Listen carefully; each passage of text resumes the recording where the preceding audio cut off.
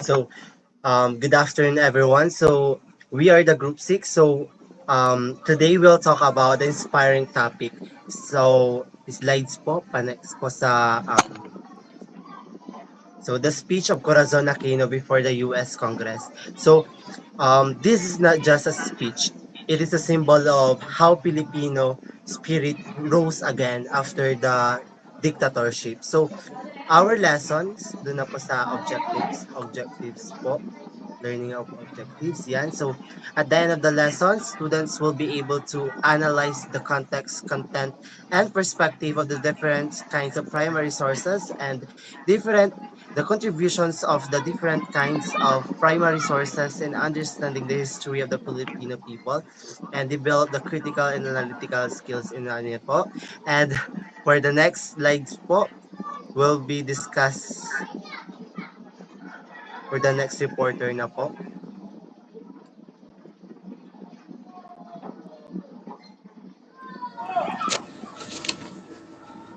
So, hello guys. Good afternoon to each and everyone. So, yung next slide po.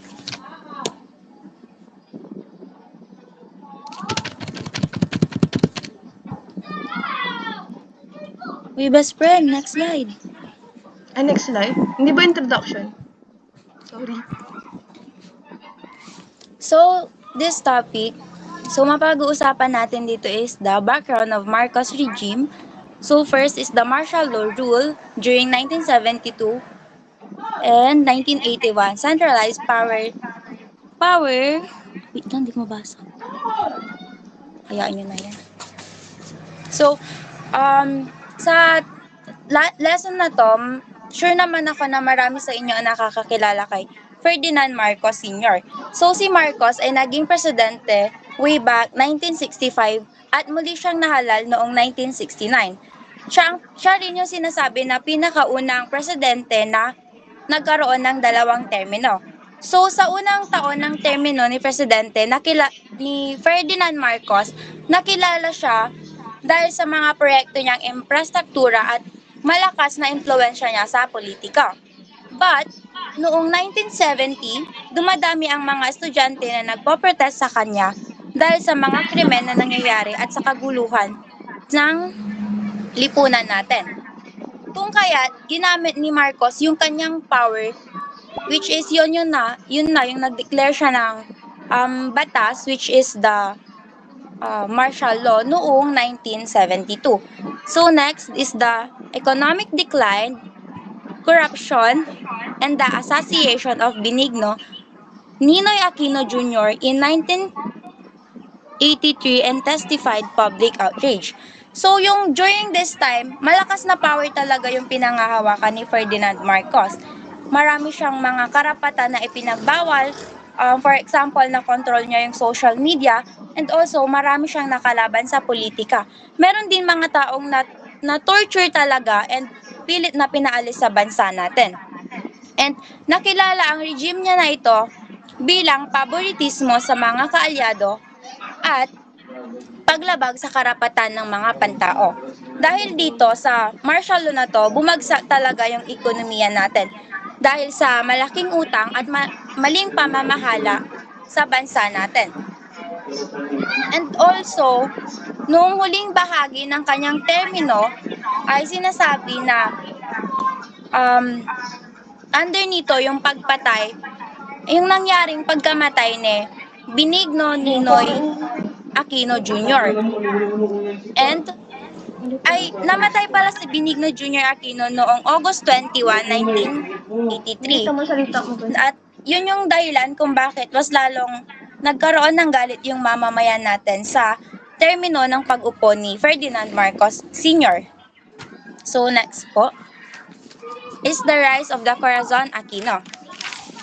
So si Corazon or kilala nating Cory Aquino, siya ay unang nakilala bilang asawa ni Ninoy Aquino.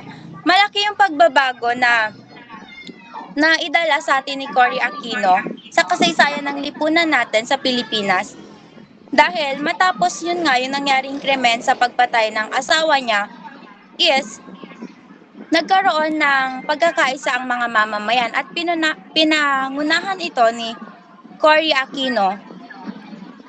At itong ginawa niya na 'to, naging simbolo siya ng oposisyon at nagkakaisa ang mga Pilipino sa kanyang pamumuno bilang representasyon ng pagbabago.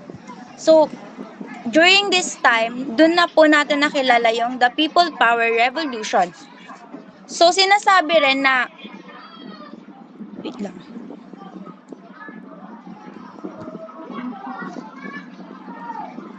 So, si Corazon Aquino is siya po ang pinakaunang presidente natin sa Pilipinas na babae. And siya rin po ay pang-11 if I'm not mistaken. Pang-11 siyang presidente dito sa Pilipinas natin. So, sa conclusion naman po ng topic na ito is si Cory ang naging simbolo ng pag-asa, katapangan at nagpapakita na kahit ordinaryong tao lamang ay magdudulot ng pagbabago sa ating lipunan. So, thank you. So, wait lang. Sa the People Power Revolution tayo noong 1986. Sabi dito, peaceful protests at EDSA from February 22 to 25, 1986. So, yung millions of Filipino joined forces, yung mga soldiers, pare, and even yung mga civilians. Kasi, yung the People Power Revolution kasi is napaka-importante na event sa Pilipinas or sa Philippine history. Dito yung binaril si Ninoy Aquino sa Manila International Airport. Pero ngayon na tinatawag ng NAIA or Ninoy Aquino International Airport noong August 21, 1983. So dito, parang nagsuffer si Marcos senior kasi parang siya yung pinagbibintangan na binaril niya daw si Ninoy Aquino. So nangyari to noong February 22 to 25, 1986 along EDSA. So nung February 22 to 25 naman, milyong-milyong mga tao or yung mga Pilipino nag-gather. Nag-gather sila para lumaban sa paraan ng paggamit. Pero lumaban sila hindi sa paraan ng dahas. Lumaban sila sa pamagitan ng pagdadasal, prayers, courage, and unity. Tumindig sila para sa buhay, katotohanan at justisya. So, pwede pala yung pag magpoprotesta ka, walang dahas. Parang gumamit lang sila ng prayer, courage, and unity. Ang mga pare at students, tas yung mga workers, even sa mga ordinary mga citizens is nagkaisa sila. Even yung mga military na members is mas pinili nilang pumanig or makaisa sa mga tao.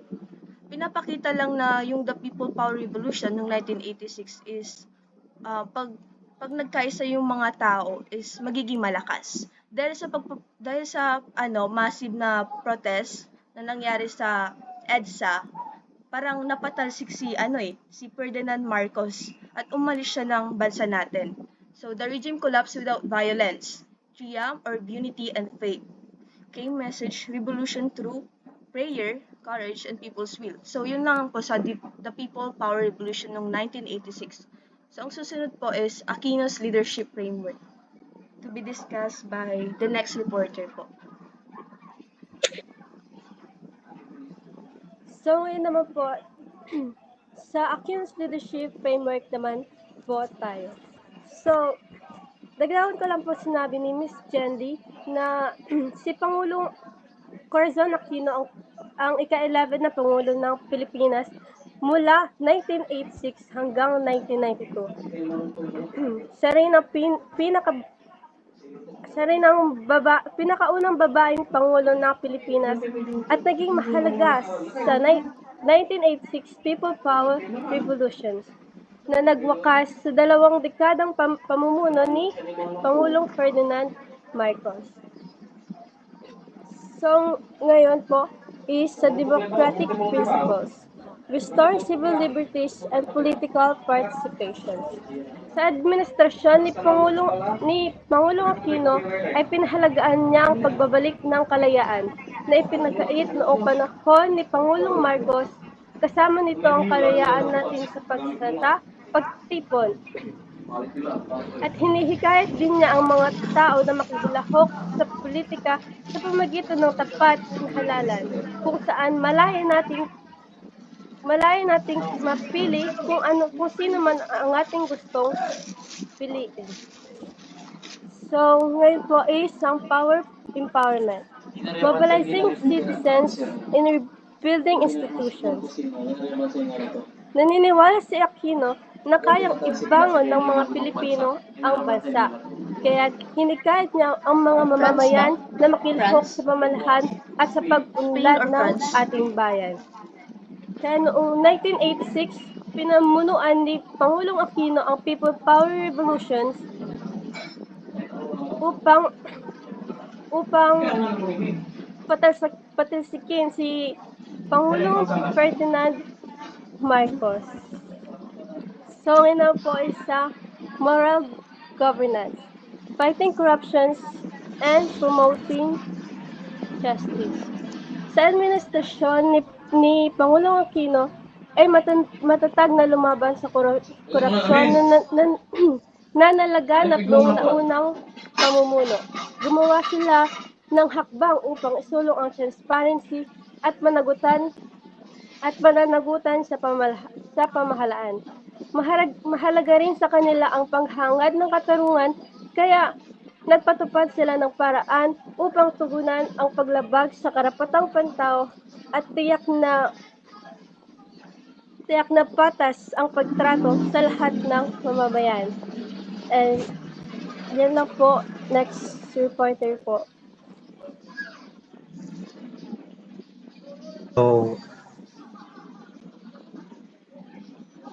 So yan na po, alright.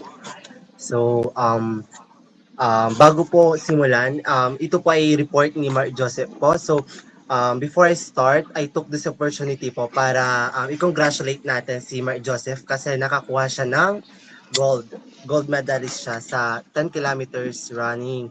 So, yan na po. So, balik na po tayo sa topic natin. So, early challenges of the Aquino administration. So, rebuilding post-Marcos institutions, drafting the 1987 constitutions to the safeguard democracy, agrarian reforms, and economic recovery, addressing coup attempts and political instability. So, meaning to say po, after ni Marcos, Aquino faced weak institutions and political instability. Kailangan niyang buuin ulit yung gobyerno. Gumawa siya ng 1987 constitutions. So, doon nag-start yun. So, tapos, ayusin yung ekonomiya and agrarian reforms at labanan yung coup attempts. So dapat as a future educators po, lahat tayo may lesson na natutunan dyan. So, leadership is not just a vision, but action, resilience, responsibility, and serving others. And yun ang po for early challenges of Aquino administration. So, for the next reporter,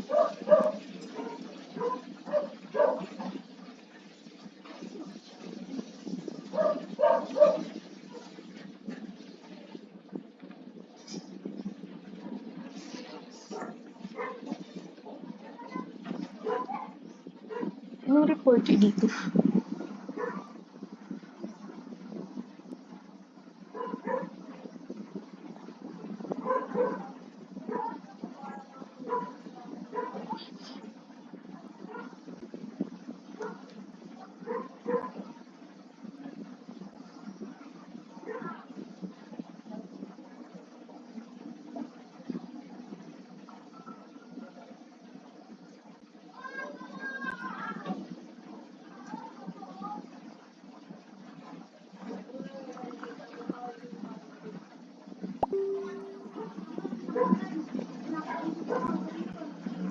Rainiel? Next pa ako dyan. Po? Next pa ako dyan. Ay, sorry. Tapusin nyo muna yung sa isa. Ano? Ako na ba? Ay, ito lang yun. Sige. Okay. Hi, and good afternoon. Today I'll be explaining the key points in Aquino's speech.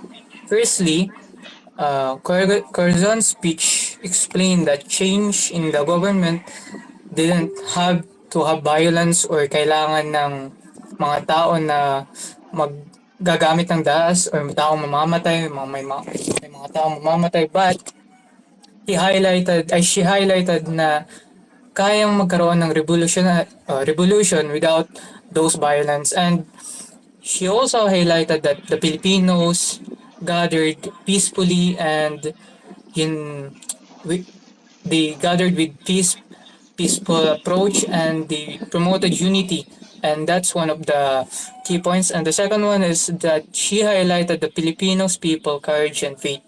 And with this, makikita natin sa speech na binibigyan niya ng credit ang mga Filipino people rather to herself, but to the Filipino people. And that the every Filipino strength came from trusting in God and to each other. Basically, she reminded everyone that ordinary people can achieve victory. No? And that's one of the major ideology of democracy. Number three, that she called for the U.S. aid and partnership in restoring the economy. With this, makita na natin na ginamit niya yung pagiging kakaroon niya ng alam sa globalization, that the Philippines really needed the United States in order to grow. Aquino also reached out to the United States. Sabi nga doon, she said that we need help to rebuild the country since undergrowing pa lang ang Pilipinas back then, and when Marcos left, mas lalong naging pro ng Pilipinas, and that's why she called for aid in the US kasi mas malaki at mas mataas ang economy ng US back then. And for na number 4, we have portrayed the Philippines as a democracy reborn. And in this line or sentence, we can tell that democracy at the time of Corazon Aquino is pasira, no?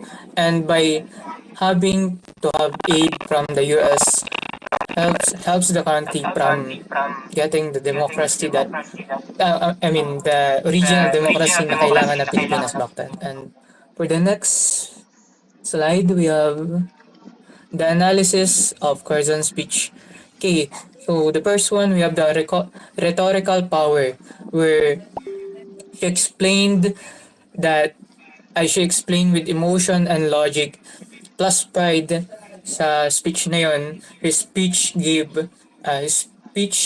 a powerful, meaningful feelings, plus sinama niya dito yung factual evidences na mga nangyayari sa Pilipinas. Okay? Hindi niya lang kinuha yung attention ng mga US through emotion ng mga Pilipino naghihirap back then, but she actually provided the actual information kung gaano naghihirap or nagdudusa ang mga Pilipino nung time niya. And we have the leadership ethos, where her character showed the attitude of an actual leader. She humbled herself as a leader to be the face of the Philippines. She didn't boast about winning shit. She just credited the people in order for the US or for the others to see that the Filipinos need aid, the Philippines need reconstruction and everything. And last one is the historical significance. Her speech became important in history because it showed the world that a peaceful revolution can work. Unlike any other revolution na nagaganap back then na kailangan nila ng dahas, her speech gave other information kung pwede magkaroon ng revolution na kaya hindi na kailangan ng dahas, violence, sapagkat pwedeng makamtan yung panalo ng revolution through unity and peace. And that's all. Saan hindi ako narinig niya? Next po.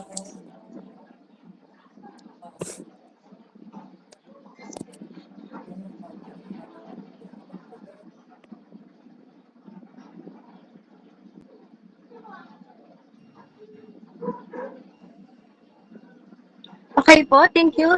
Thank you, Mr. Sibulo. Punta naman po tayo sa lasting legacy of Corazon Aquino. But before I start po, I just wanna ask kung okay lang po ba yung signal ko? Kung narinig niyo po ba ako or choppy po, medyo choppy kasi mahina po talaga yung signal ko today. So, pasensya po. Rinig naman po. Ayun, so thank you. Start na po tayo sa lasting legacy of Corazon Aquino. Rebuild democratic institution and free press. Inspired future generations and the power of moral leadership. Became a global icon of peaceful revolution and faith-based governance. So si Corazon Aquino po, marami po siyang iniwang, marami po siyang mahalagang ambag na iniwan sa bansa. Kauna na po dyan, ibinalik niya ang demokrasy. Muling naging malaya ang press at ang mga institutions. Pangalawa siya ay naging inspirasyon ng moral leadership. Ipinakita niya na ang pamumuno ay dapat nakabatay sa prinsipyo at katapatan.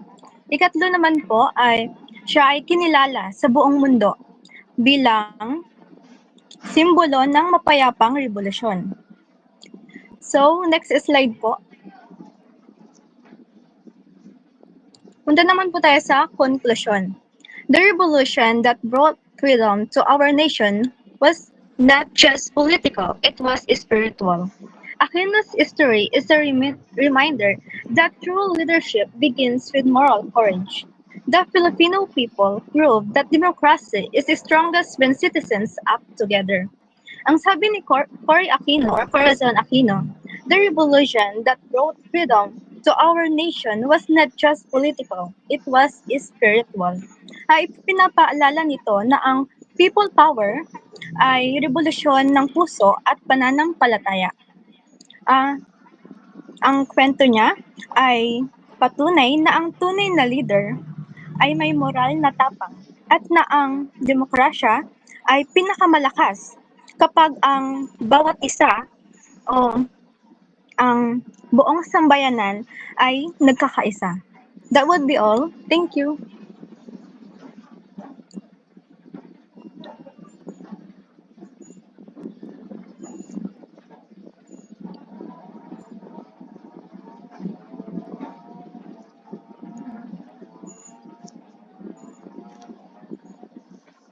So, yun lamang po ang aming presentation.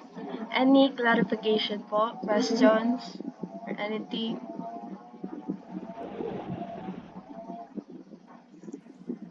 Alright, thank you po. So, pwede po pa-open ng cam nyo para mag-serve as your attendance na po.